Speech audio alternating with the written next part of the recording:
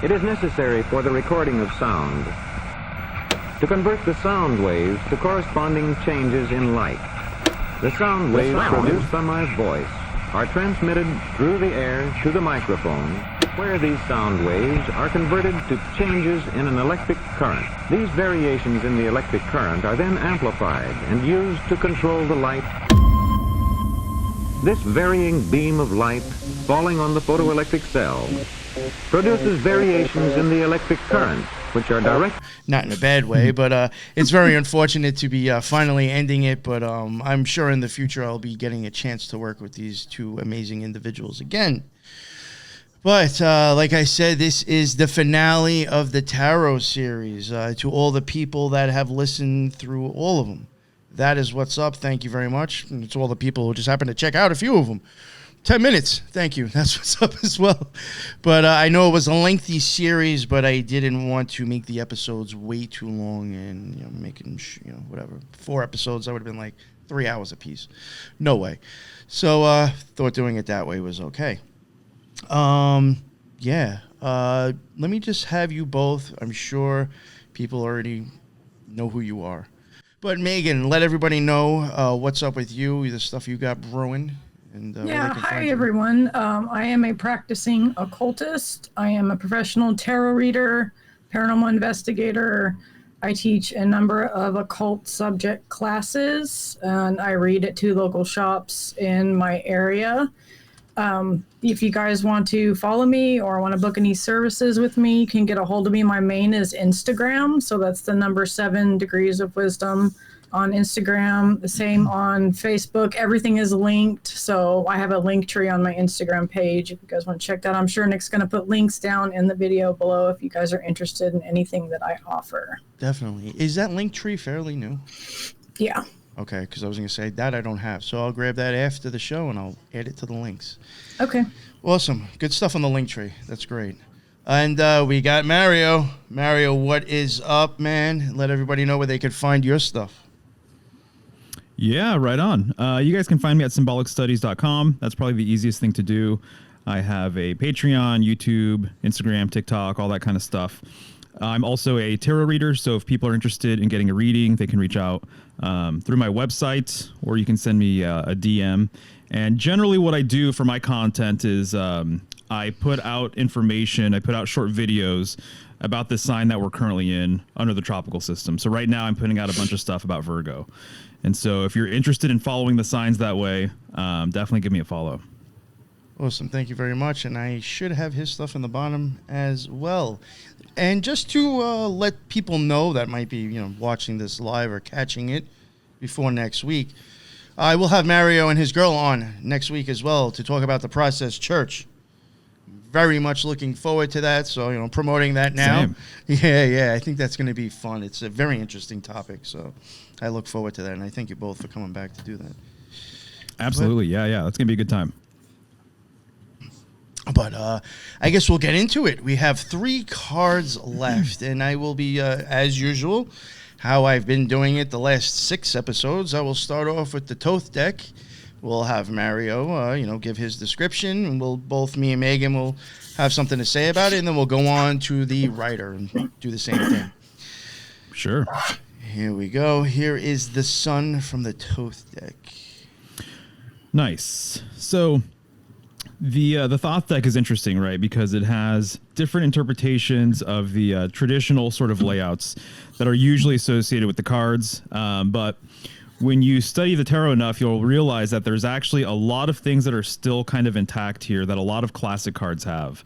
As an example, in the Marseille sort of decks, what you're going to see generally are 2 children holding hands, and they're in front of a brick wall. Here you see the 2 children. They're much smaller, right? Usually they take up way more of the canvas space.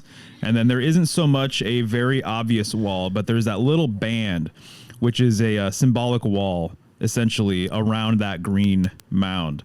And for a long time, I was like, how does this wall, and we'll see in the Rider-Waite version, there's a much larger wall, right? But how does this wall relate to the sun? How does it relate to 2 children? Oftentimes the children look like they're twins or siblings.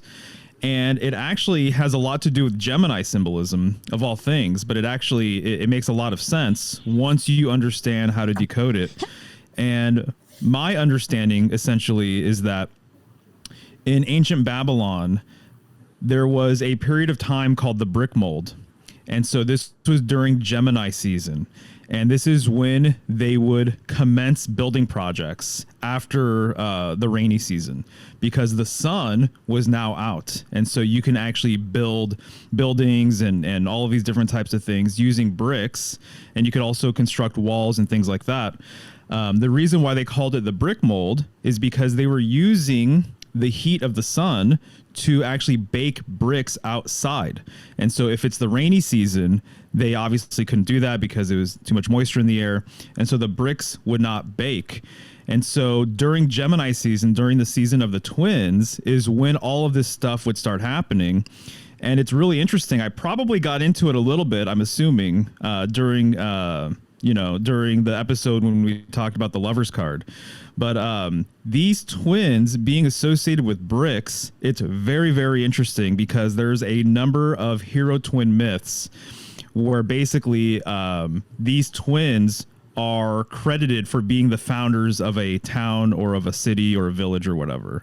And oftentimes they're credited for building the first wall in that city as well, out of bricks. So Romulus and Remus, the hero twins of Rome, they actually are credited for building the first wall in Rome, right? And so this is actually where we get Rome from. It's from Romulus. And then what ends up generally happening is that the evil twin will kill the good twin. So it's very strange that there's this connection, but there is a tradition linking Gemini with the return of the sun, and then also this season with bricks, brick making and whatever. So there's actually a lot of illustrations that you can look up if you want of Romulus and Remus constructing this brick wall, and then also too one of them being killed at this brick wall as well.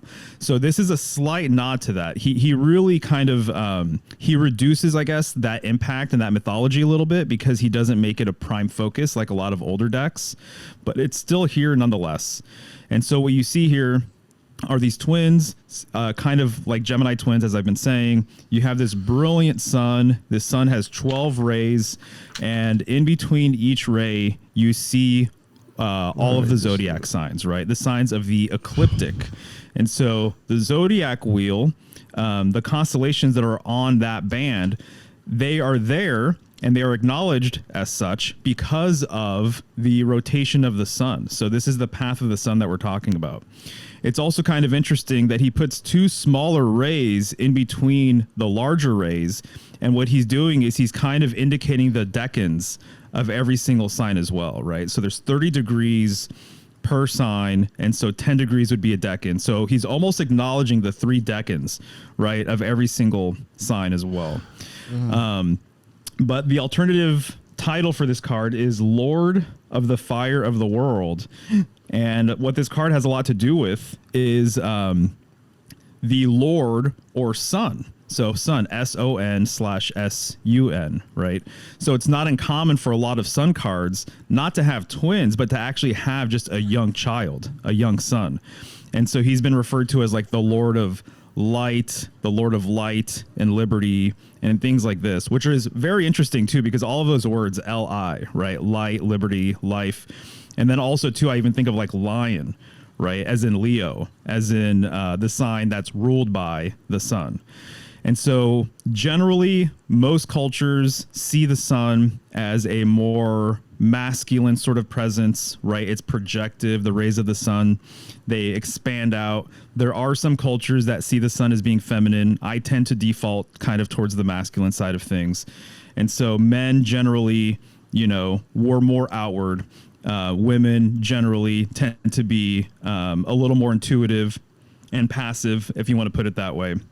So there's more of an inner sort of thing going on with the divine feminine, I would say. And all you have to do too, I've said this many times before, but, just looking at the sexual organs of man and women, the internal versus the external. So there's a lot of external projective sort of energy going on here, expansive, right?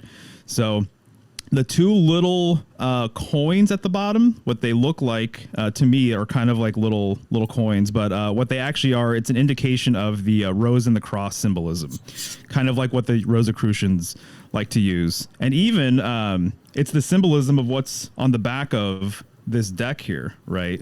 So you see the rosy cross. Yeah, exactly. So those coins are actually symbolic of this rosy cross sort of symbolism. But this sun card comes after the moon and also comes after the star. So what I've said is that the star card to me is emblematic of the North Star. The moon is obviously our moon, and then the sun is actually our sun. But I think that there's kind of an indication here that we're talking about symbolic ages as well. The stellar age with the star card, perhaps the lunar age with the moon card. And then today, in today's world, I think we very much live in like a solar sort of paradigm, a solar age, a solar tradition. Right? Agreed. Yeah, for sure. Yeah. So I think that's kind of encoded here. Also, just the green mound too, mound symbolism, mountain symbolism. It really has a lot to do with ascension, because you climb a mountain, you're closer to the heavens, you feel as though you're closer to God. The fact that it's a green mound too, it just implies fertility, it implies life, and the life-giving sort of aspect of the sun, obviously. Where would we be without the sun? I just went through a fairly long winter with where I'm at, and I was really, really missing the sun. And once it came back, my vitality came back, as I started just like baking out in the sun and just like sweating more and everything else. I just feel like, I don't know, I felt like myself again, actually. And so we owe a lot to the sun, clearly. And then the Hebrew letter that's associated with this card is Resh, which means head. And this kind of relates to the projective nature of our head as well. And so even you think of the ram, you think of Aries, the headstrong nature of the ram, you think of his horns. And so everything implies that the head is really like at the forefront of the symbolism of that creature, right? And so for us, it's like we come into this reality head first, right? You crown. Most of us do, at least. Obviously, there's some people who are born, backwards or whatever. But the vast majority of us, we come into this reality head first. And I would say symbolically, our head has a lot to do with a projective sort of energy versus, say, a receptive sort of energy. And so Resh corresponds with this card. But yeah, that's what I have off the top of my head. But I would say, let me just look at my notes real quick. Potential and optimism. I think we're going to see that a little bit more in the Rider-Waite version, because you're seeing, again, a child. And so for some reason, these two children, to me, they kind of get lost a little bit. I kind of like the emphasis of the larger children, or I like the emphasis of the child on a horse, which we'll see here in a bit. But it all kind of goes back to this idea of potential. And so when you see a young child, you just see a bright future ahead of them, or a potential bright future ahead of them, right? They have their whole entire life ahead of them. So there's a lot of potential when you look at any kind of young person, right? And so the older somebody gets, the less you see, all of those different types of qualities. And so there's like a youthfulness and an innocence, right, that comes with this card as well, for sure. But yeah, that's what I have right now. So I'm going to continue looking at my notes and see if there's anything else relevant that I should bring up. But what do you guys think about this card? You go ahead, Megan. So when you mentioned the deacons, I thought that was pretty cool. When you get into the later rituals, when you're practicing ceremonial magic, you invoke the deacons with the correspondences of the angels and all that. So that's probably what he was getting at here with this card, and especially with the Zodiac sign, because this one ritual, it takes hours to complete. And because you're invoking all the deacons, all the Zodiac signs, all the correspondences all at once. And so I think that's why he added all the Zodiac signs around the end. And then you talked about the rose at the bottom there. And then the one coming out of the sun itself is indicative of kind of becoming one, and, having two combined into one and becoming one with, your physical body and your spiritual self. So that's what I see when I look here at this card. Nice. Could you real quick, if you don't mind, if you want to try to do it like in the basic sense? I know this would probably be something better to talk about going into Zodiac, but would you mind explaining like the 3 different parts of the Zodiac, kind of? You know how you have like the God, I forgot the proper names of them. The one like, all right, like with cardinal fixed. Yes, and yes, yeah. Would you be able to explain that real quick, Megan? Do you think? So I mean, I know they're not that easy and that no, basic, I just got done teaching a class in an intro to astrology, and this was in here. So let me grab something really quick, and I will go over that just real quick. All right. Yeah. I'll fill the air for a second. So cardinal, definitely more of a raw sort of energy, more straightforward. Like Aries. Fixed is definitely more balanced. And then mutable, it means liable to change. So that's where you're going to see the mutable is going to be the last sign of the season, right? Preparing for, the next sign. That's going to be cardinal in nature. Yeah. No, that's pretty much what I was Okay, so too. cardinal signs, they start a new season. Those Aries, Cancer, Libra, and Capricorn. And then you have the fixed signs, which is Taurus, Leo, Scorpio, and Aquarius. And these are also the fixed signs of 4 royal stars that you invoke in that ritual I was explaining. So fixed signs carry the weight of each season, and it gives them like a sturdy quality. Mutable signs, they follow the conclusion of each season. So that's Gemini, Virgo, Sag, and Pisces. I think between what you and Mario just said, that's actually good enough right there. That's That's very basic. a really sort of helpful visual, I personally think, for the nature of cardinal signs, the nature of fixed signs, and the nature of mutable signs is actually the Wheel of Fortune card. And so you'll notice that on the Wheel of Fortune card, there's 3 creatures around the wheel. One is going up, one is at the very top, and then another one is going down the wheel. To me, symbolically, cardinal would be the creature that's going up. The fixed signs would be the Sphinx on top of the wheel, and then the mutable sign would be the one going down. And so it's kind of symbolic of the season kind of coming in, right? And then having this equilibrium with the middle sign, and then kind of waning and changing for the next season to come in. Yep. Very well said. Sorry for that pause there. Oh, I just no, didn't that's want to. quite all right. I didn't want to butcher it, and I have it like in something that I use in my readings every time I read. So I wanted to be correct on it. Well, I did kind of throw it on you're your all lap good. there. The last thing I'll say real quick is just notice that the children, I do like the detail of their arms being open like that. It's receiving the rays of the sun. Yes. So again, it kind of goes back to the projective nature of the rays and of the sun itself, right? And so therefore, when we are hit by the rays, we are being the receptive end, right? And so they're showing that receptivity with them just kind of embracing the rays coming to them. Thank you. Yeah. All right, I'm going to move on to the next one. There we Okay. You guys want me to start with this one? go for it. Yes, please. Okay. So like Mario said before, the secret esoteric name of this card is the Lord of the Fire of the Worlds. This card is exalted in Aries. It's the element of fire, represents the 5th house of creativity. So generally when this pops up in a reading, it's harmony, joy, purpose, spiritual awareness, new day dawning, solar energy infusion, and initiation. So this card represents the feeling that you get when you become fully integrated, when you're in your practice. So it's the direct source of enlightenment. It represents the subconscious coming into consciousness. It's all about regeneration, renewal, a role to play, and it also represents our ego. It also has correspondences to Ra and Apollo. And this card, since it's 19, so 1 + 9 is 10, which would give you the Magician card. So this is the result that you would get after embodying the Magician card and shaping your reality around you. Once you've succeeded, the Sun card would be what you would feel. This card is about victory and success, and it's the beginning of the last 3 stages of alchemy. So it's the stage of distillation. It's It's a gaseous state. It cools and then recondenses. It's about receiving spiritual illumination and awakening. The sun rays represent cosmic radiant light.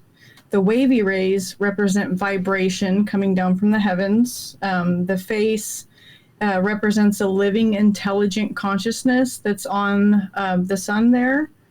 The feather represents the feather of Ma'at, similar to the Justice card, purity and truth. The red flag represents the victory, an active masculine element to this card. The white horse represents the divine self, and it also kind of correlates to the death card as well.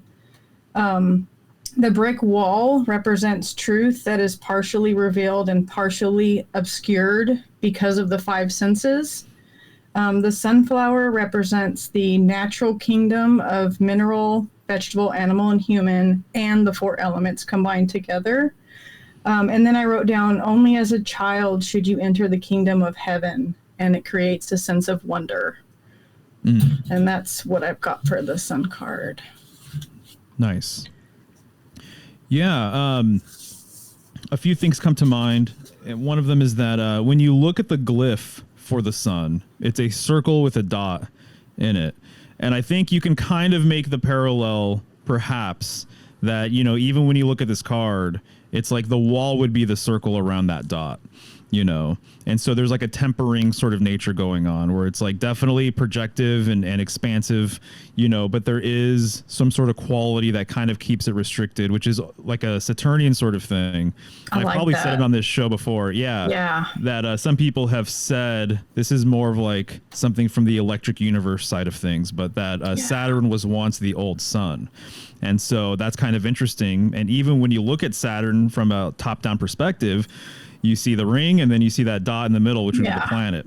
So there's this kind of interesting relationship actually between Saturn and the sun, and that wall is definitely, I would say, a Saturnian thing. Saturn is all about boundaries and restrictions and things like that. The other thing that comes to mind is the fact that, you know, if you look into Gnosticism, you're going to be talking quite a bit, or you're going to be looking into the demiurge, right? So the demiurge is the child of Sophia.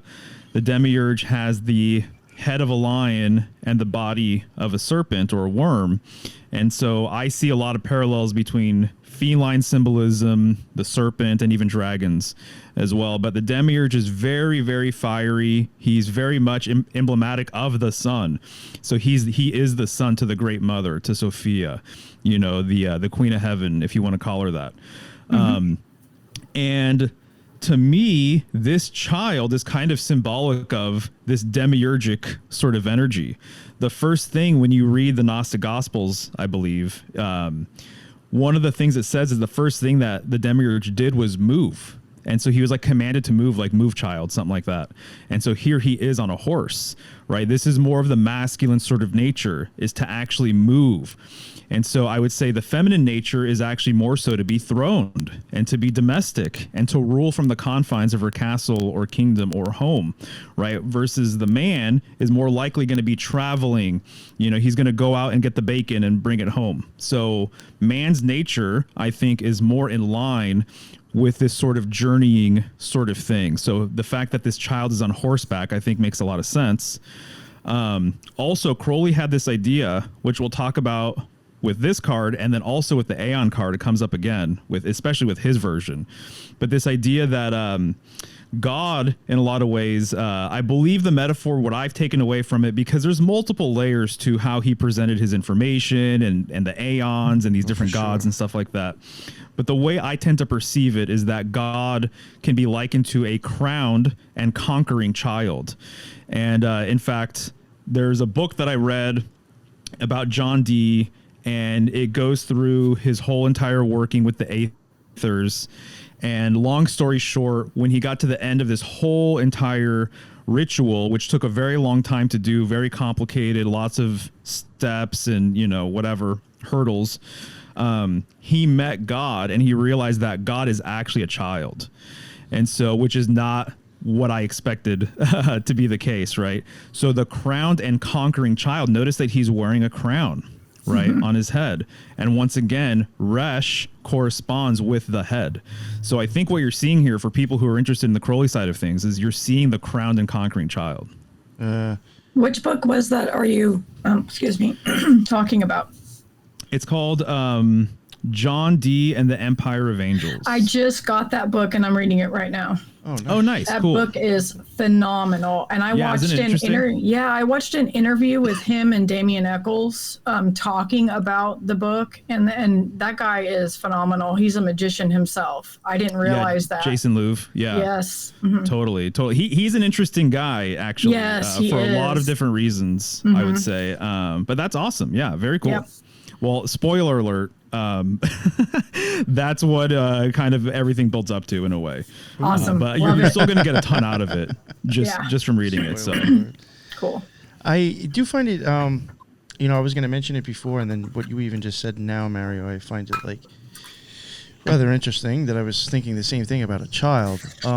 Even with Tiferet, if you want to go with the Qabalah and the sun, the sun would be there. Oh, nice. There we go. There's the book. The sun would be there, and the magical image for Tiferet is a small child. Anyway. Oh, right. Now, like gotcha. that, yes, that is in the middle pillar with the moon below it, and then if you're just staying on the middle pillar, you got Ketha right above you. Obviously, that's a crown. So you have the crowned child. If you're going by the middle pillar, that's exactly the images that you'll see. Yes. Yeah. Exactly. And so the other thing too, the demiurge has been referred to as a young child. And so he's tyrannical, he's selfish, he's kind of blind to other people's wants and needs and desires and stuff. And so he's been kind of likened to like a toddler or something like that too. So I think the symbolism in so many different ways, absolutely matches up. It's like a Treyu right there on his white horse from the Neverending Story. I know. Yeah, right? I was thinking that too, and I didn't want to say anything. You should just say it. Yeah. I know.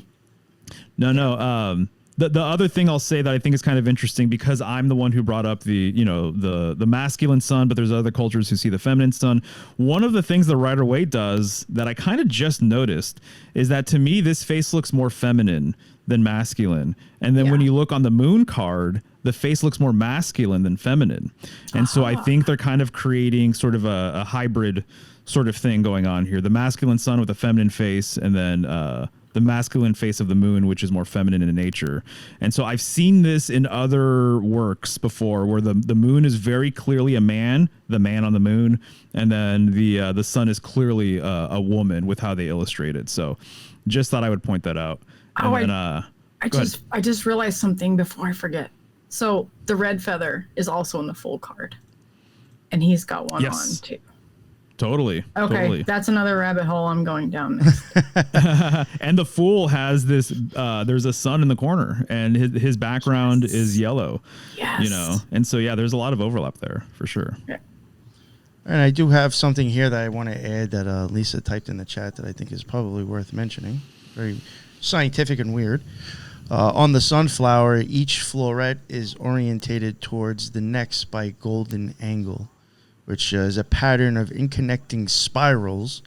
Number of left spirals and number of right spirals are successive Fibonacci numbers. The Fibonacci sequence. Yeah, the golden. Yes. Golden. Yep, and sacred geometry too. You can throw that in there as well. And even just thinking of that, and I'm not going to harp on it too much, but again, I don't think this has anything to do with sick stuff with kids.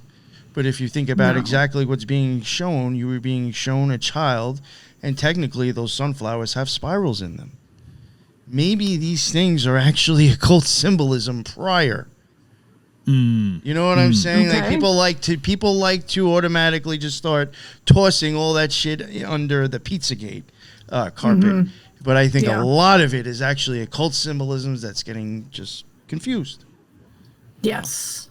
And this is I've seen it happen so many times. This is an example. And not saying that the other thing is any better. I'm just saying, sometimes when you think you're figuring stuff out, you might be off because it's actually occult symbolism saying something else. Yeah.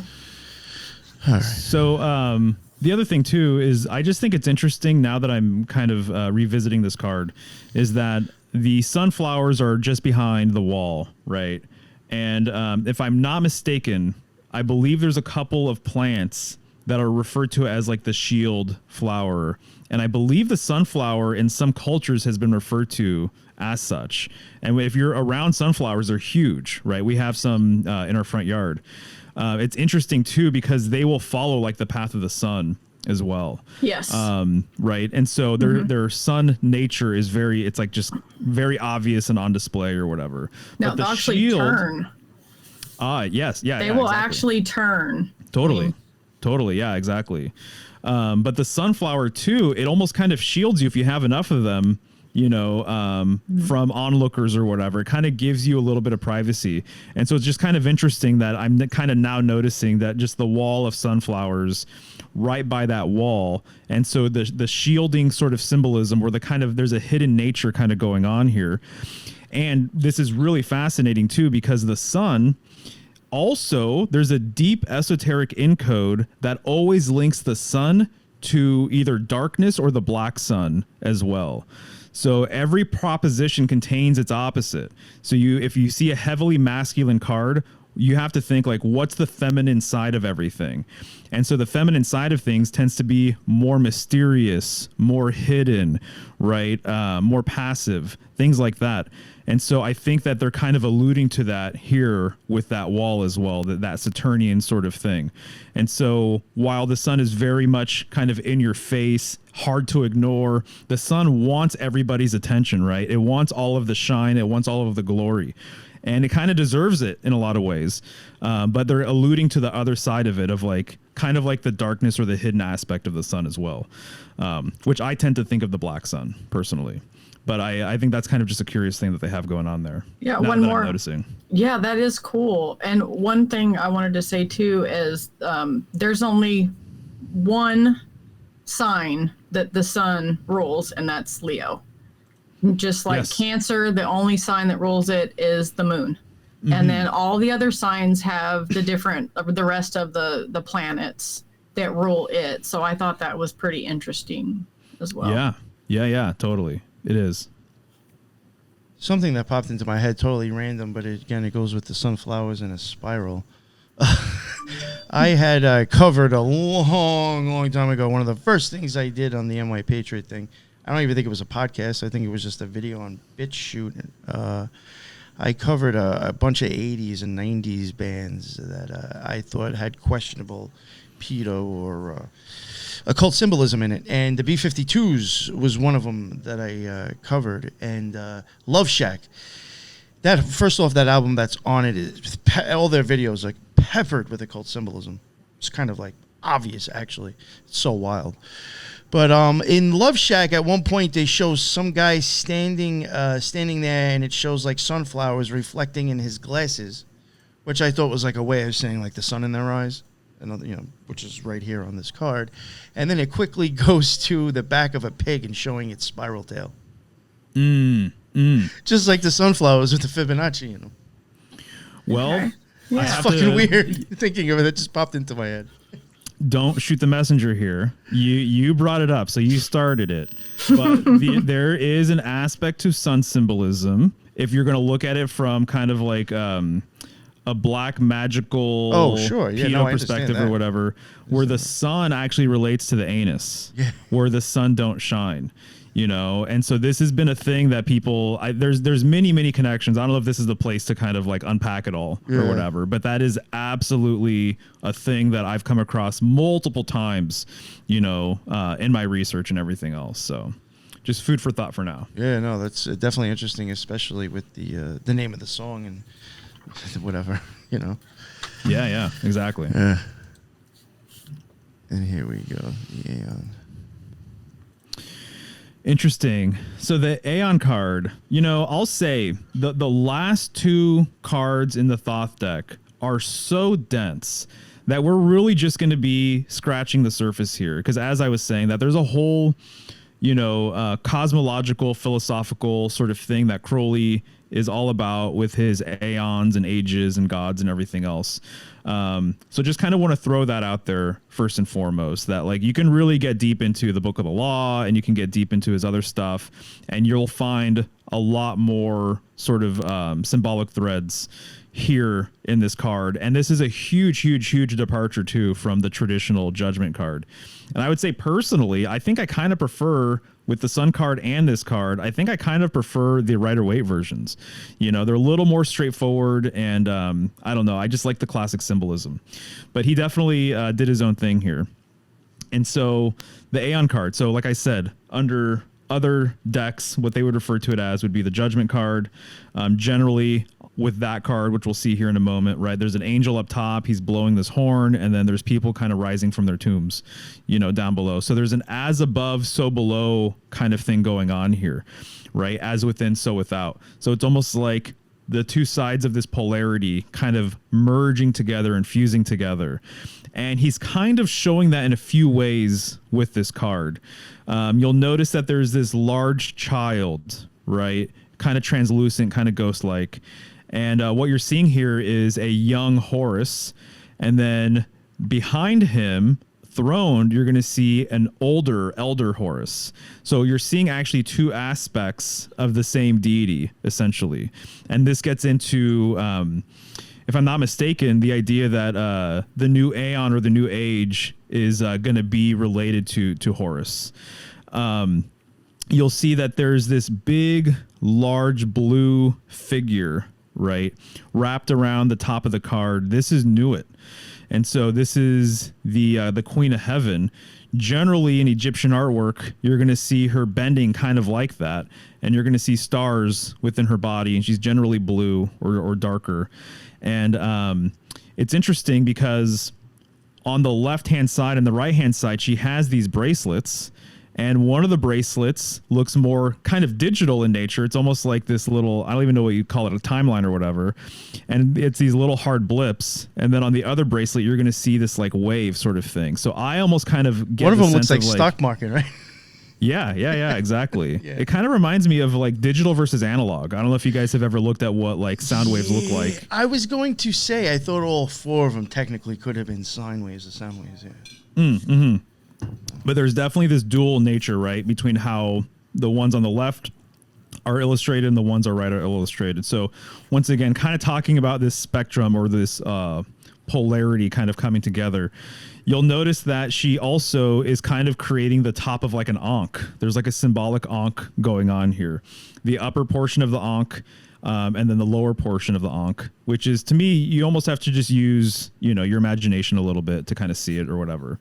But it's there. But what Crowley said is that Nuit is up top, and then Hadit, Hadit, which would be kind of like the complement to Nuit, is actually there in the form of that ball. It's like a red ball with the wings coming off of it. Almost most people would probably refer to it as like a winged sun disk.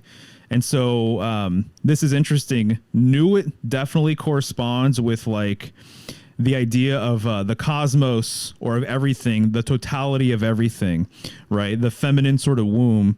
And then Hadit would be like the point within that womb. It would be kind of like the dot within the circle, actually, I think is another good metaphor for this. And then right above Hadit, you see what's encompassing Horus the Elder is like this egg. And so egg symbolism is going to come back in the next card in the Thoth deck with the universe card. And you'll also see egg symbolism, in my opinion, in the Fool card as well, because there's this kind of frame that wraps around the Fool, looks very, very egg-like. And then we'll see that here in the 21st card. The Hebrew letter that corresponds with this card is Shin, which means tooth. And you'll notice that Horus the Younger is actually touching one of his teeth there, right? And so when you look into the esoteric aspect of teeth, it has to do with kind of like grinding things down, which is what our teeth do, right? And so it grinds things down, it processes things so it can kind of move along, you know, in our tract and everything else. The kind of interesting thing that he does here that you don't see in a lot of other cards, in fact, I'm struggling to think of another card where he actually does this, but he actually puts the Hebrew letter in the artwork. So you see down below, there's another Shin down below with those 3 figures. Okay. I was wondering about that. That's what I was looking at. Isn't that interesting? Yeah. You know, Shin means tooth, right? You knew that, Mario? It does mean tooth anyway. Oh, okay. I know. Yeah. Exactly. So that's weird. And so you have 3 figures in kind of the Yod-like looking flames of Shin. And it looks like they're going through some sort of transformation. And I actually reread what Crowley wrote about it. And it kind of escapes me right now. Like I said, there's a lot of stuff actually going on in this card. Once you start diving into it and once you kind of have a better understanding of his whole entire framework with how he does everything. But this is the second to last card, you know, in the major arcana. So it's kind of like the final sort of moment right before the grand finale. It's like the final sort of act, or it's the final sort of transformation. It's the final sort of unfurling before everything is kind of complete or everything is kind of open. And so, like I said, there's a lot of as above, so below symbolism kind of going on. I think it's more obvious, you know, in the Rider-Waite version. And yeah, that's what I have off the top of my head. What do you guys think about this card? Here, I'll go real quick. There was some things. Mr. E had said something that I've always thought of Nuit possibly being too, which is like the firmament or Milky Way. I mean, there is things, absolutely. milk of the stars and all that. For people who may not know, even the Stelae of Revelation, that oh God, was it Rose? I can't remember her name. Crowley's girl at the time pointed out something, and what was it? 666 was even like the exhibit number and everything for it. But it had like Nuit, and he was just mentioning, you know, Hadit in there and the Egyptian stuff, and like that even depicts Nuit in the same way that this card is, you know. 100%. Even Crowley said that that artwork, that this is essentially kind of a condensed version of that in certain ways. No, I could totally see that. Yeah. 100%. Absolutely. So I just did want people to know that too. Like, it's even on like the Stelae of Revelation that Crowley talks about, and the OTO has in every one of their places. So somebody had mentioned the Milky Way, which I do think that's a possibility. So even the same guy, Mr. E, had even said something about the horseshoe and magnetism. That's actually something I do think is used a lot with horseshoe symbolism, or like symbolism showing the back of a carriage. Looks like a horseshoe as well, especially with Mormon symbolism to me. When they show the backs of their carriages on like a lot of their pins or logos and stuff, kind of looks like a horseshoe. And I do think, in a sense, a horseshoe is showing magnetism, and that could even be something we're seeing here. You know, I would even go with Lucky Jeans, their logo. I think it's the same shit. Well, it's interesting that this is all coming up because part of the symbolism that even Crowley references in his Book of Thoth is that what he's also trying to do was create a kind of like the upper portion of the Libra glyph, you know, so kind of like that half circle sort of thing. And he was saying that he put that in here to allude to the next age, not the one that's just about to come, but the one even after that, which apparently is related to Libra in some way, shape, or form. And so hence even the word eon. Okay, that made that connection there that you said that. There you go. Exactly right. Yeah, totally. So even the Libra glyph, it's interesting because there's a few different opinions about what the glyph represents. And one of them is basically that it's like a setting sun. So it's like the beginning of fall. So like the sun, there's an equilibrium of day and night, you know, at the beginning of Libra season, which is the fall equinox. And so the other idea behind the Libra glyph, though, is that it's actually the contraption that you put on horses or ox before they pull a plow. And so it's kind of like this horseshoe sort of looking thing. And then there's that there's two components basically that kind of lock in the head of the animal or whatever. And so anyways, I just thought I would throw that out there. But there is a subtle sort of Libra thing going on here, which is interesting because I was mentioning this before we got on air. The other name for this card is Judgment.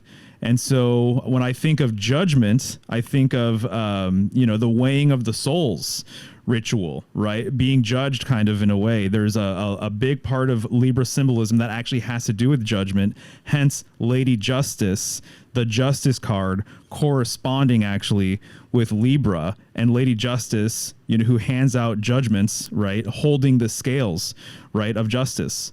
And so there is kind of some really sneaky hidden Libra symbolism going on here that I actually didn't really realize until very, very recently. So there's all of that. But the weighing of the souls ritual. So the idea, right, your heart is weighed against the feather of Ma'at, right? And if it's heavier than the feather, then you're basically going to be eaten by a monster. If it's lighter than a feather and you've lived lightly, and righteously perhaps, then, it's more favorable for ascension. And here we're dealing with kind of like the final ascension or the final transformation, I guess. One other thing I wanted to mention real quick, kind of more on the eyeball stuff. I have thought that this is possibly showing like the optic nerve, in a sense, and even the way the optic nerves, like once they come out of your eyeballs and go into your head, will cross like that. There's a lot of Egyptian symbolism, I think, showing that. So to me, like it's kind of, I would think like kind of where Horus is sitting. Actually, if you look at the optic nerve, it could almost look like a chair, with the way the nerves actually are inside of it. So I do think that sometimes some of these gods sitting on chairs could possibly be like showing them maybe controlling or getting to that point, the optic nerve. And the way that Nuit is, it does very much look like the way your eyeballs start to cross, into your head and stuff. So I do question and do think that there possibly eyeball symbolism in this. Nice. Someone mentioned it in the chat, but yes, the ox yoke. That's the contraption, right? That keeps them harnessed in, so they can pull a plow or whatever. I just think it's interesting that it's an ox yoke, and then a yolk being related to eggs as well. It's spelled differently, but it phonetically it sounds the same. Well, and then here we have that kind of golden egg right there in the middle. Yeah, I was just gonna say that. That's really apparent right there. The cosmic egg. That even goes back to eyes again, because, again, our eyes are yoked. Unless you somehow do something to make them unyoked, which is exactly what I think happens with magic. I think you'll get one pupil bigger and one pupil smaller. They are unyoked. So I could even go there with that as well. Nice. That's interesting. One of the things I just want to mention real quick, too, just because I've always noticed it, and I don't know the symbolism behind it, but the headdress of Horus the Younger, notice how it's different from left to right. That's kind of a curious sort of thing. And then also, I can't imagine that this is an accident. It's completely intentional. But when you look at the testicles of Horus the Younger, notice that one side is red and the other side is that darker color. It's blue. So there's like that red sort of square on one side, but not the other side. So there's definitely this thing going on right now with the young Horus, where it's like showing the two different sides. And in a way, it's kind of mirroring what we were saying earlier about Nuit and the bracelets. And kind of the wave versus the kind of like spikes with the other bracelets. So anyways, there's something going on between left and right here that I haven't completely like unpacked or looked into. That all could be even like you're saying the top part. Like I would normally assume sometimes like if that was a headdress, it'd be turned a little bit more to the other way, and then you'd have the snake in the front. Maybe there is showing you difference of angles in here with the, you're saying that matching the bulls too. Maybe it's all just showing like a difference of rotation, a change of something. You never know. Well, also too, just saying in the devil card, there's those two testicles down below, and he's showing the difference between the testicles too, because in one testicle, it's like more masculine looking figures, and then including Pan, and then in the other testicle, it looks more feminine, the figures within that. So I don't know. So he's highlighted, I just am realizing this, he's highlighted the difference between the left testicle and the right testicle at least twice in the major arcana. So for what that's worth. Yeah. And then one more quick thing, and then I'm done. I saw some of you guys were talking about ox and oxygen. Not, I hate to go back to the eyeball stuff again, but the cornea looks like desert floor, and it does actually breathe or take in oxygen. So I have wondered, like, technically, if you keep giving, if you had, oxes are known for, like you said, tilling the ground and stuff like that. If you have your oxygen and then you add your tears, you'll get some growth. You know what I'm saying? Water and tilling the ground. So I often wonder, like, is ox even just a form of us being like a slave to our eyeballs open and working? Well, man, I hate to bring up testicles again, but you know what makes an ox an ox? They're castrated bulls. Oh. So they're more easily tamed that way, which is very interesting because when you look into Hebrew and the Qabalah and the tarot here, right, the first letter that corresponds with the first card of the major arcana, the Fool, is Aleph, which means ox. And when you read about the four faces of God, the tetramorphs, right, the fixed signs, a lot of times instead of it being referenced as a bull, it's referenced specifically as an ox. So anyway, had to point that out. And also we'll get into ox bull symbolism in the final card. The bull is a little different in the universe card than all of the other animals. Yeah, we can't get away from those bulls right now. No, definitely not. Well, back to you, Megan. We'll get rid of the. I think you guys have covered this one pretty well. All right. All right, here we go. Judgment card. Okay. So this one is one of my personal favorite cards. I use it a lot in rituals. So this card, the secret esoteric name is the Spirit of Primal Fire. The element is associated with the element of fire, the 8th house, and Pluto, which was Scorpio's original ruler. It's now Mars, but it used to be Pluto, which is all about death and rebirth. And so that's very apparent here on this card, these people being reborn. So it's like healing and awakening, phoenix rising, being reborn, call to action, doing one's true will, kind of rebirthing yourself. And it's like a call to serve, like the greater good, kind of. It like emits a feeling of you're starting anew, trying to do things in service for others, not just yourself. And so it represents, the fire element represents activating physical and spiritual energy, because fire can destroy as well as create. It's about forgiving yourself for the judgments you have made in your life for yourself and others. This card is sometimes called the Last Judgment as well. It is the 20th card, so 2 + 0 in numerology, it's 2, so it's about balance and harmony. Subconscious and superconscious kind of coming together, new purpose in life. It also relates to the High Priestess and the Fool card. So the angel, the divine breath or cosmic fire from Gabriel, that's what that represents. The clouds are breaking through boundaries to be reborn again. So it's about the subconscious becoming aware. And when you do that, you gain enlightenment. The trumpet represents vibration and sound.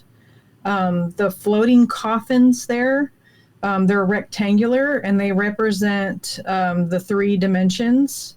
And they also represent limitations and experience. The gray bodies, they're blended together and neutralized, black and white coming together. In gray is the color of wisdom.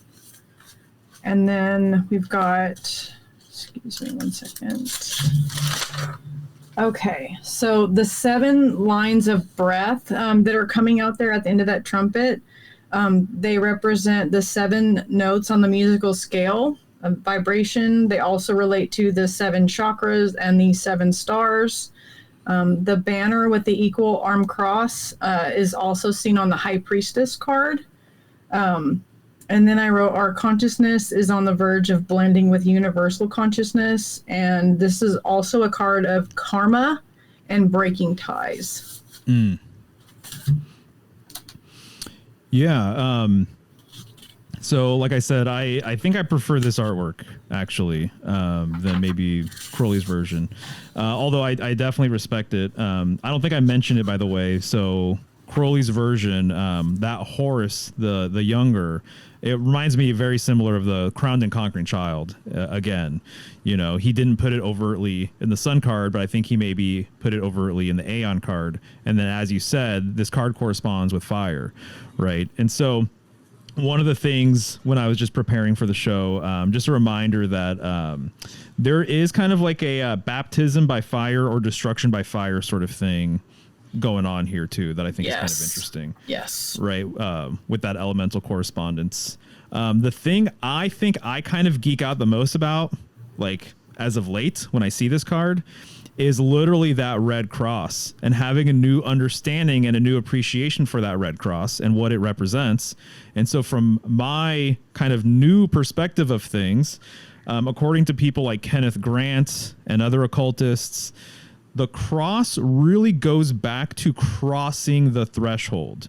It goes back to crossing over, crossing the abyss, going to the other side. And it's interesting because the number 5 relates to this. The number 5 being related to the golden mean and golden spiral and, you know, this golden ratio sort of thing. It fits nicely within a 5-pointed star. And so the mathematics behind the 5-pointed star, I've said before, but it's really like the 5-pointed star and the number 5 and all of the sacred geometry that kind of comes along with it. It is like this sort of, what's the word that I tend to use? It's in between spirit and matter. So it's in between the physical world and the, you know, the spiritual etheric world. And so that's why there's a lot of really, really transcendental stuff that tends to come along with the 5-pointed star. Obviously, you know, we have 5 fingers, 5 main appendages, all that kind of stuff. Even the Hierophant, like he's looked at as being a bridge between, you know, the people here on Earth and like the gods or the heavens or whatever. And so the number 5 is kind of like this threshold sort of number, I would say. It kind of represents crossing the abyss. And even the ancient Egyptians, their underworld was the duat, and the symbol that they used for the duat was the 5-pointed star. And so I bring all of this up because when you're talking about the cross, it's very obvious that there's 4 arms, and it's very obvious that there's 4 quadrants, but you have to acknowledge the 5th point in the middle. You have to acknowledge its sacred center. And so when I see the cross now, I just think about all of this symbolism. Again, crossing over, the crossroads too, right? We're kind of at a crossroads here in this plane of reality. And what do you know? What's happening here, actually? It's like the entities, you know, from above are meeting, you know, the beings down below. So once again, this as above, so below thing is very, very obvious, and they're merging in the middle, kind of at that crossroads. So I think that's kind of what this cross represents personally, is this crossing over sort of business. So just thought I would point that out. Yes, totally agree with that. Nice. You know, something you mentioned before with the sun, you mentioned gas, and I was going to go into something on that, but not going to go back. But, you know, I kind of do have like fire symbolism here. And before you were talking about gas, and now we're cooking with the gas we just had before. Like, is that what's going on here? Yes. Yes. And then even just the difference between the Crowleys and this, I find almost in one way completely different. You have Horus pointing to his tooth, but could also be the sign of silence. And you got this person making as much noise as they can. Oh, so I find that very interesting. That's a good one, dude. I like that that connection there for sure. And with the cross, that's also how your pupil gets pulled open, is that way in the 4 directions. You know, and so I would even wonder, like, if that is even anything to do with it, then what are we seeing with the trumpet? You know, is that something completely different now? When the judgment card comes up for me personally in readings, I always get this sense that it's almost like a wake-up call. And so, you know, that I think is kind of the implication, and that it's a wake-up call from your higher self. And so some people might refer to this as your holy guardian angel or something along those lines. But it's a higher aspect of yourself, kind of giving a wake-up call to a lower aspect of self, I guess you can say. Perfect. Yeah. So that's one way I look at it. Megan, you have anything else that you want to add to this? No, I'm good. I'm good on that. Yeah, I think that's really the only stuff I was going to add to it.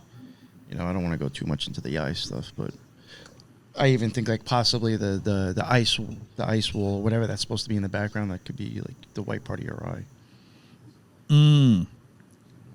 If you were of a blonde, white and blonde eyes, this, white and blue eyes, you would have that going on. Your iris would be blue and the sclera would be white. And that is changing when the pupil changes as well. Interesting. People that I'm sorry. Okay. Sorry, I didn't mean to cut you off, but people with blue eyes, their genetics are more northern, like, Viking territory, old Germania. So, and it's meant to help them with snow blindness. So that's why it evolved to be blue.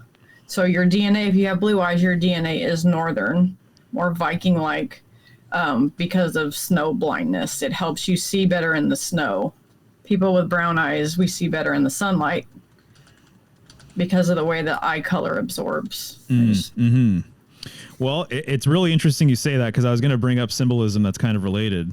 Cool. Okay. To that, because the cross as well, right? One of the things I think about is the 4 cardinal directions, right? So when you're thinking about the 4 cardinal directions, under my cosmology, when I think of the center point of this place, I put it at the north, and then here you have this ice wall, right? So the Arctic, and you're talking about northern peoples, right? So there's a lot of stuff to be said about that. But even that trumpet, flute symbolism, whenever I see a flute or I see kind of a wind instrument like this, and it's just long and it's just one sort of shaft or whatever, it's very, very phallic. And people who have followed my work know that whenever I see a symbol like this, I always attribute it to the world axis, And so that ice wall sort of behind them, it kind of represents almost like the final sort of like threshold, because we're about to enter into the universe card or the world card or whatever. So I do see kind of like subtle northern polar symbolism, basically, with that trumpet, with the cross, with the ice wall, and then some of the stuff you just mentioned right now kind of reminds me of that, because they're very obviously supposed to be blonde people.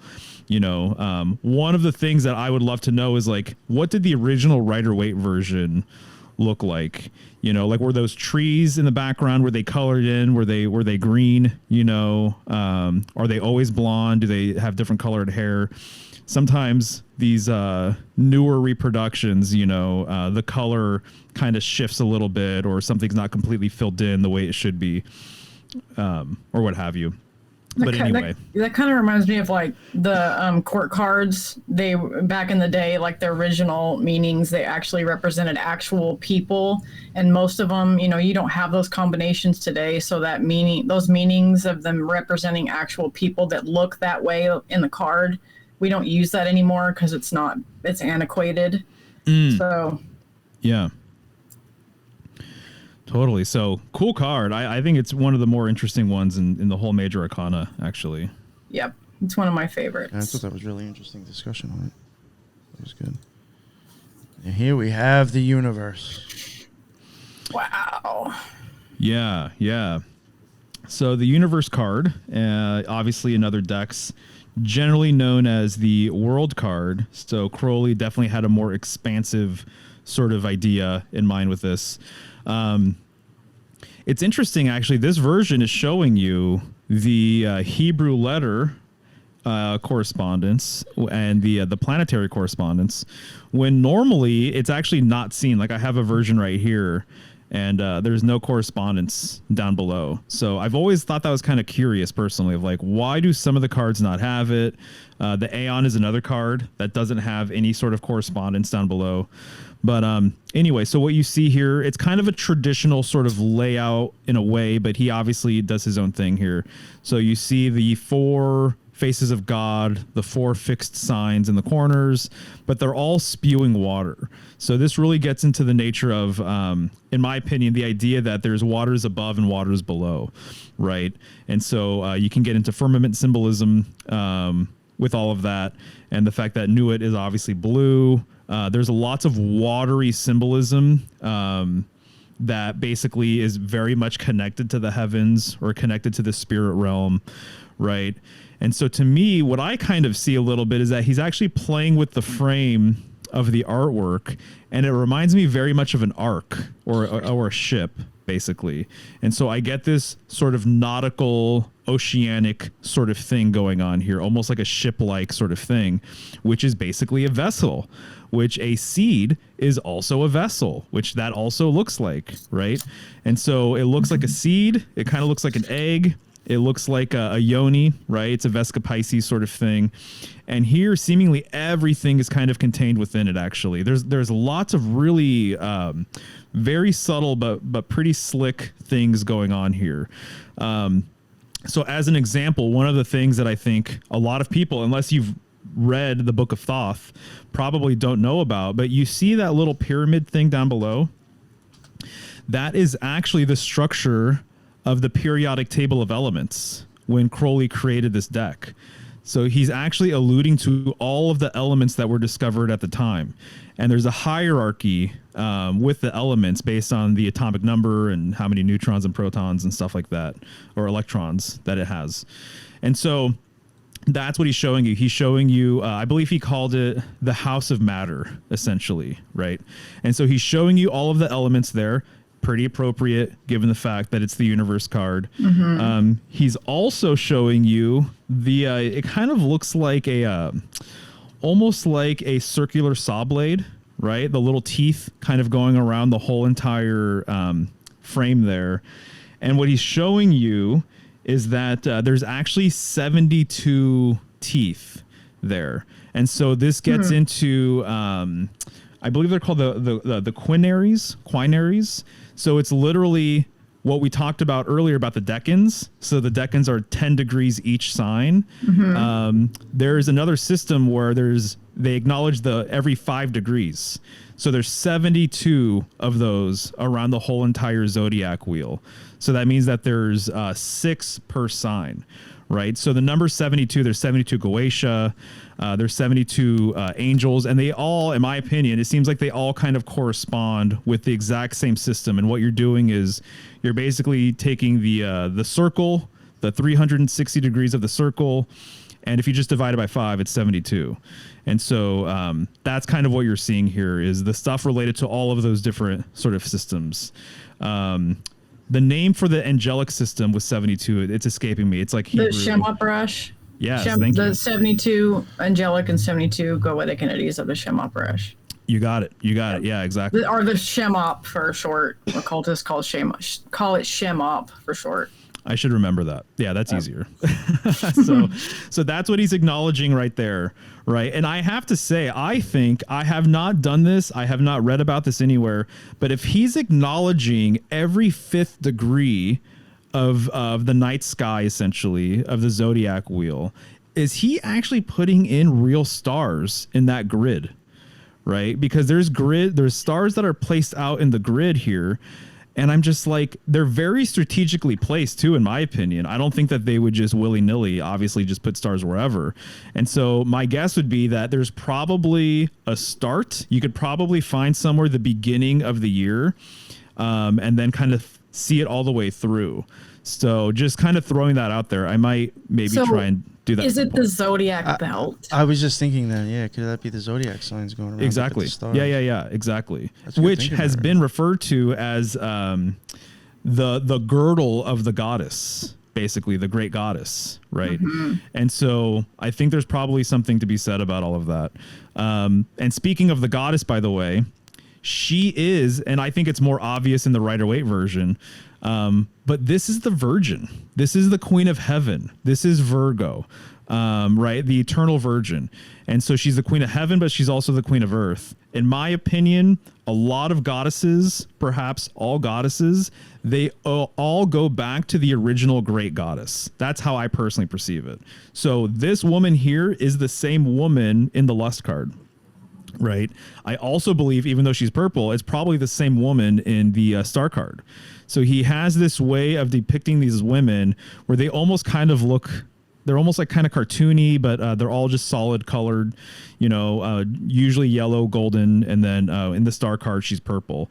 But I'm inclined to think essentially it's sort of the same woman.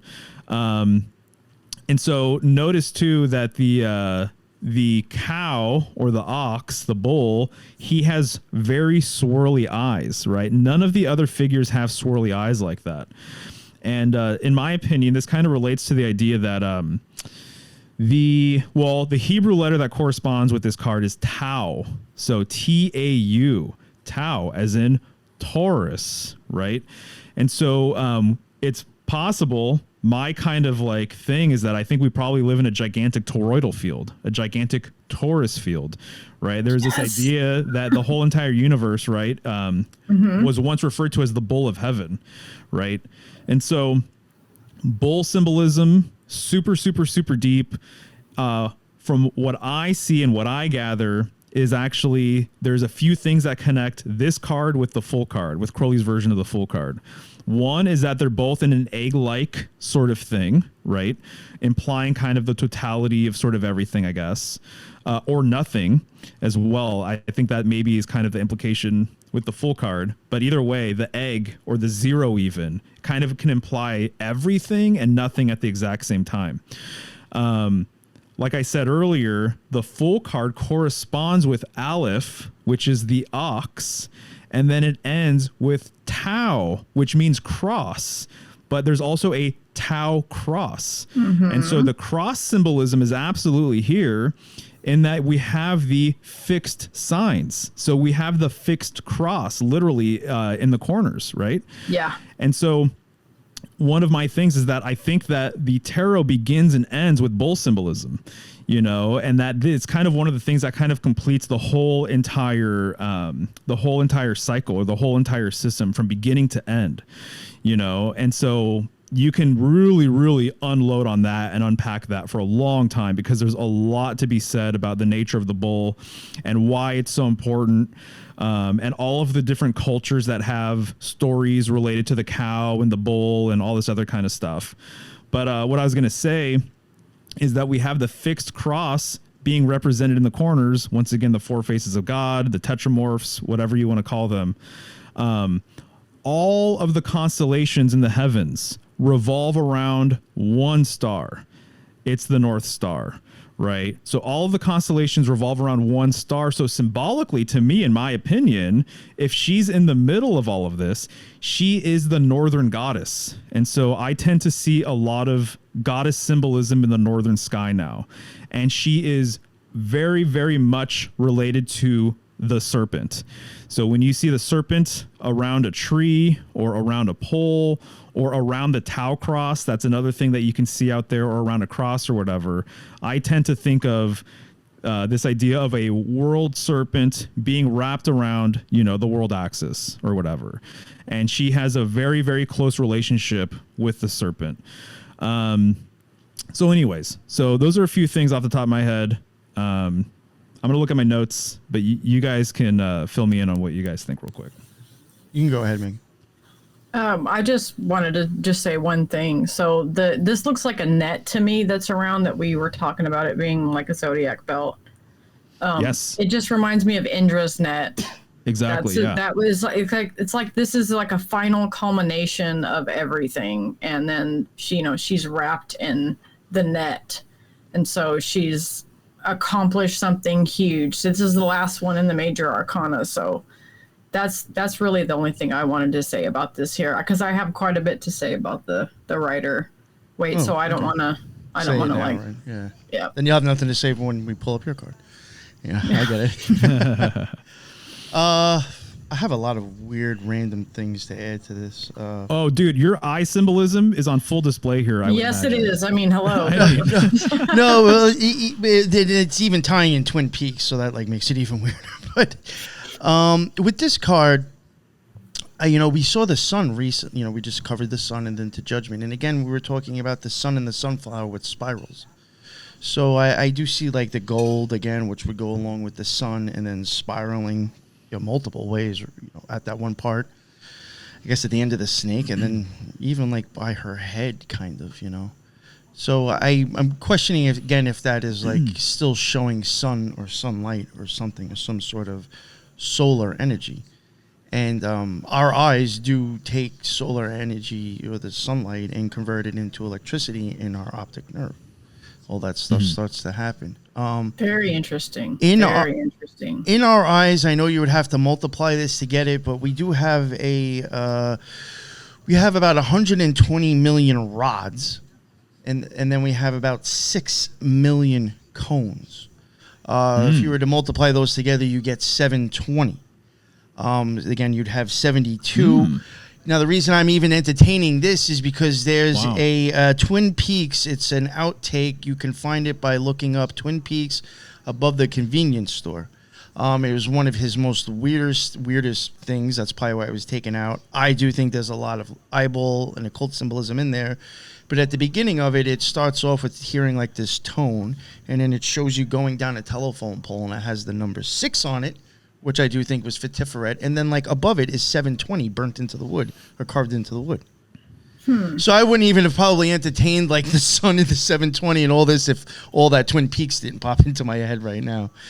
And not to go on Twin Peaks again, but in season 3, there is a point where I think the guy's called the fireman. It's during like a black and white scene. This guy, the old tall giant dude, floats up to the ceiling, and all this gold starts coming out and like spreading out into the air, and then like this little orb comes down, and this lady takes it and like kind of puts it into, it almost looked like a brass instrument with 2 or 3 holes in it, bent just like that snake. And then the arm turned and then dropped that orb into like, it looked like a screen of like a black and white earth, as if we were looking at it from space, in black and white. And then the orb turns to silver and then floats down to earth. And like, to me, the contraption that brought that golden orb and dropped it into the scene looks just like this thing too. Wow. So very weird. That's why I said it was weird and random, but like, that's what I saw in this card. A whole bunch of occult Twin Peaks stuff and eyeballs. It's what I'm here for, dude. The weird and random. So it's all good with me. Just want to mention too that the snake is starting to make its sort of trajectory around the 72 sort of wheel that we talked about, 72 pointed wheel. And so the serpent, from what I've gathered over the years, is that a lot of ancient old serpent symbolism, first off, the serpent is probably the most heavily encoded animal in the animal kingdom. It can mean everything, honestly. It's supremely evil, supremely good, wise, all of these different types of things, feminine, masculine, et cetera, et cetera. There's a few animals out there where like the symbolic value of them is like, you can literally write multiple books just on how they've been used and perceived and everything else. The serpent has been heavily feared and revered by many, many, many different groups. And so woman and serpent and woman and feline and woman and dragon, I would say, there's lots of myths that relate these figures together. And I've mentioned it before. I know I mentioned it during the strength card episode, but the overlapping symbolism with cat, serpent, and dragon, once it's pointed out and once you're kind of like paying attention, you can't unsee it, basically. I did a whole video breakdown about the symbolic sort of aspects of all of that stuff. But the serpent, there's a lot of serpentine symbolism that is expressed with the serpent encompassing the totality of everything. So it's almost like a universal or galactic serpent that wraps around everything, the entirety of the cosmic egg, if you will, or the Taurus field. There's a lot of serpent symbolism too, that wraps it around kind of the sacred center of the plane or of the domain that you kind of live within. So there's a lot of symbolism about the serpent wrapping around the world tree, the central world tree, or the central mountain, or this central sort of rock or whatever. And so serpent symbolism is both inner and outer. There's many examples of both being expressed, wrapping around everything, but also wrapping around the central pole, if you will. So I just think it's kind of interesting that it's kind of starting, its path along that wheel there, and wanted to point that out. Yet it's emanating from this yoni sort of eye thing. And I think what she's holding is, if I'm not mistaken, it's supposed to be a black crescent moon, and that's being expressed from the eye. And then the serpent is also obviously coming from that eye as well. And so she's kind of like uniting these two things together, which to me, even still, like there's a few things that when I look at this card, it's not extremely obvious to me what's going on, including even that shape in the background.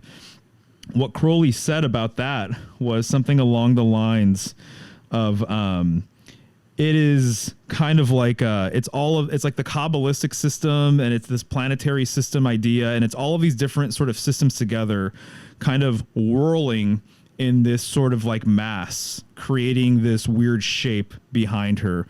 So I didn't quite understand it, to be honest, and I don't know if I kind of see that personally. And then also too, there's like this light square behind her head. And then her hair is kind of doing something very interesting. It's creating this spirally sort of thing. And so there's still a few things in this card, like I said, I'm not entirely clear about. But if people in the comments obviously have insights regarding any of that stuff, I'd love to know. One other thing I was going to add, I see even somebody saying something about like the power over darkness and stuff. Even if you were to consider where Nuit is, I mean, one, she is a little bit darker, but two, like, even in the back of the eyeball, I mean, you're starting to get the darker colors and everything. So I do question if that all has something to do with it. Again, that could be the change of energy, and where it was dark, it isn't anymore. Who knows? Right. I just have to say... Go ahead. No, go ahead. Okay.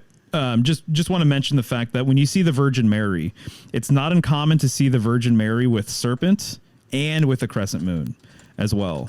And so I put a lot of stock into the fact that when you're talking about any virgin goddess, you're actually talking about a northern goddess, essentially. And I've put out videos about her and her relating to the pillar, which is the world axis, and her relating to the lion and the snake, so it kind of lines up with that, because what you're going to see a lot of times is you're going to see the Virgin Mary. She's going to be in a Vesca Pisces, and she's going to be standing on top of a serpent holding Christ, and also frequently standing on top of a crescent moon. And so here we have like most of that symbolism here. Yeah. Oh, I guess we'll go on to the next. Oh, the only other thing I was going to mention, it was that again, just to go along with this card with the Twin Peaks that I mentioned before with the 720 and the 6, there was a point in that part that was taken out. A guy like lifts like looks like a cane in his hand or something. He lifts it off the ground and puts it back down and says animal life, and that's all he says. So again, like, we're looking at animals here too. So I was trying to look up how many elements were in the periodic table in 1944 when this Thoth deck was published, because I was trying to figure out how many elements, but I can't find anything right now. So that could be interesting. He actually put it in his book. It's 92. 92. Just shy of 93. Yeah. Oh, okay. All right. That's what I was trying to get at. Like, I was trying to see if there was a connection there, and apparently there is. Yeah. Okay. All right. Okay, guys. So I've got a lot of info on this one, because this one is the culmination. So anytime you are starting to practice high magic, ceremonial magic, the first thing that you learn to do is study the tarot and work with the tarot. You're supposed to keep a diary and learn all this stuff. So I just wanted to kind of put that out there. If you guys are wanting to learn, to practice, expect to work a lot with the tarot. It's an integral part of your practice. It's something that you use all the time. So it's highly worth it if you know the information. It'll make it easier on you. Okay, so the secret esoteric name for this one is the Great One of Night and Time. This card represents limitations and hard lessons. It is the element of Earth, associated with Saturn, Capricorn, the 10th house of career and status. So this card is about transformation, perfect balance, self-discovery, and transformation. This is the final archetype to merge of all the keys. So in the occult world, we call the major arcanas keys, and attain full spiritual enlightenment. So this is the completion stage, the merging of all of the 22 into one. And what I love about this one is it represents the culmination of the great work.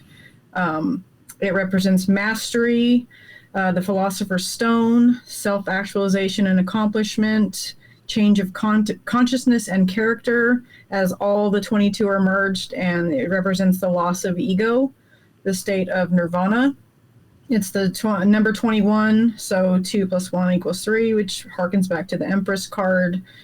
It's also related to the Hangman because of her crossed legs. The world is the final result of the action taken in the Hanged Man. So the ellipsis or the wreath is the connection of as above, so below. It also represents the womb. Her wands represent fire of the divine inspiration. They are double terminated, so they receive and put out energy.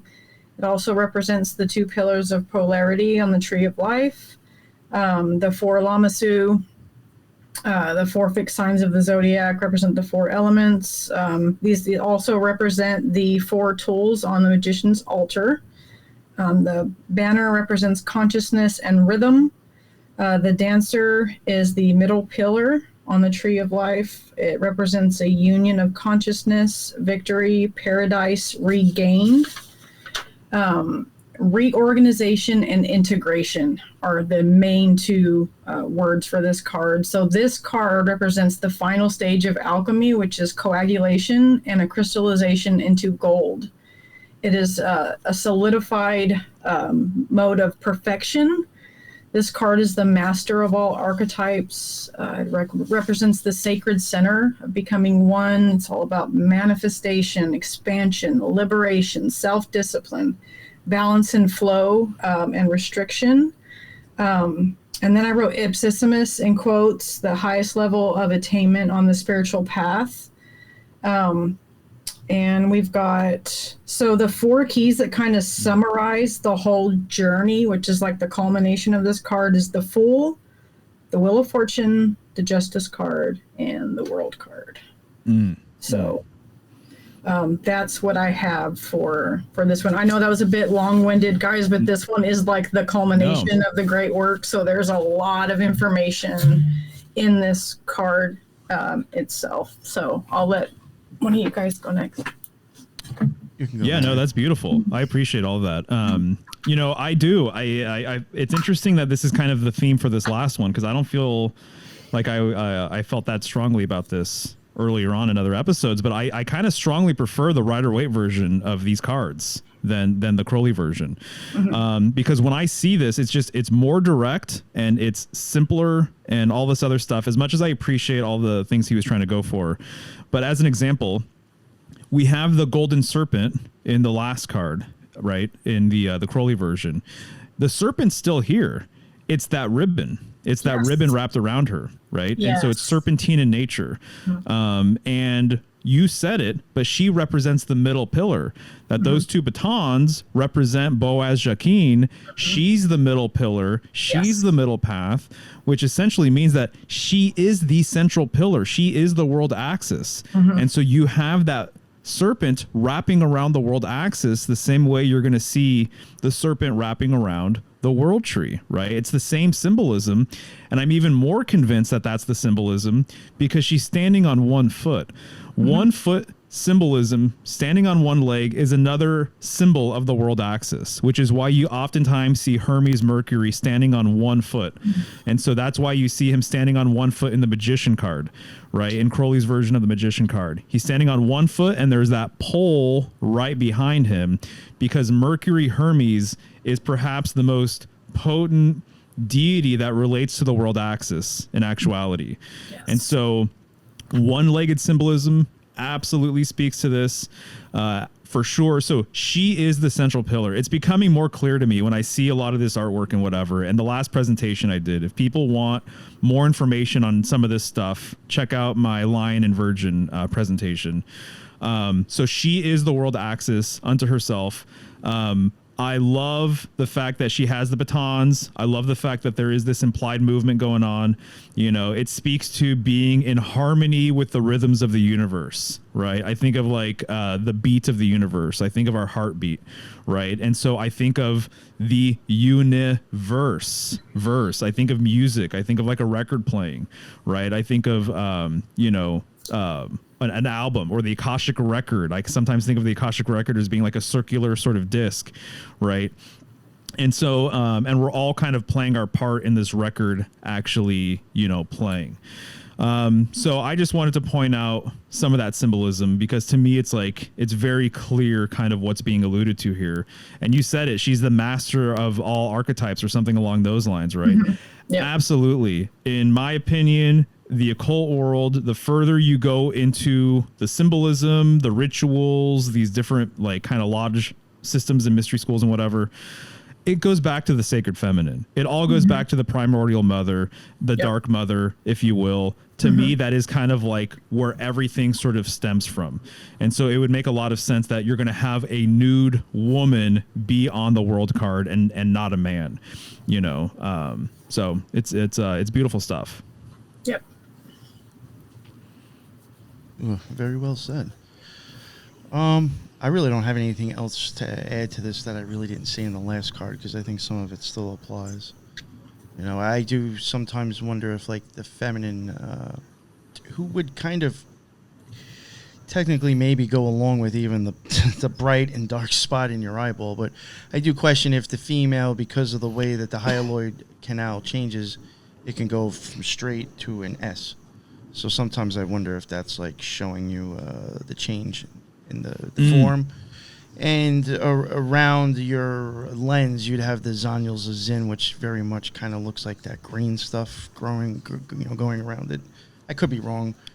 If we're talking about eyes, that even could be the green cones in our eyes to begin with too. So who knows? But I don't think there's really anything else I have to say on this than the last one. Yeah, so. No worries. The last thing I will say is its relationship to Saturn, right? So Saturn, under the traditional planetary system, it was the furthest planet out. It was slow and lumbering, and it takes 27 or 28 years or whatever to make one full rotation or one full cycle, which is in contrast to Mercury, which is 88 days. So that's a large stretch of time, right?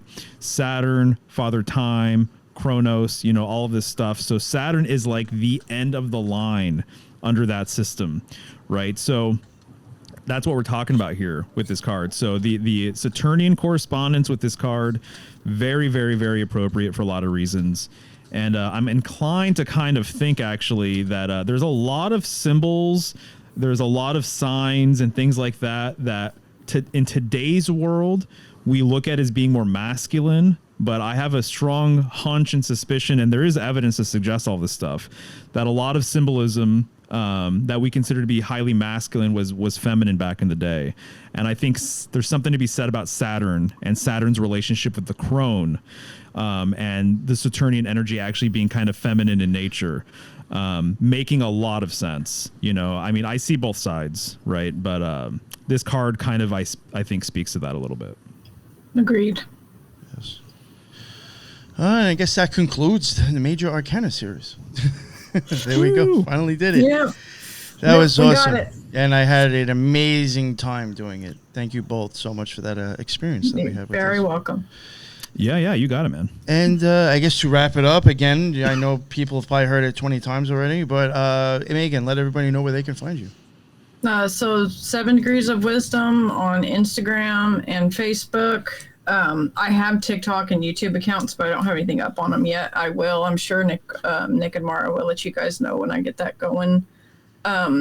if you're interested in, I do tarot lessons, I do consultations, spiritual consultations, paranormal consultations, and I have a number of different occult subject classes that I teach too. So everything I can do in person, I can also do online.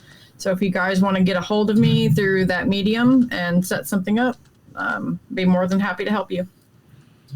Awesome, and I'll get you a link tree after the show. Okay. And Mario, let everybody know where they can find you.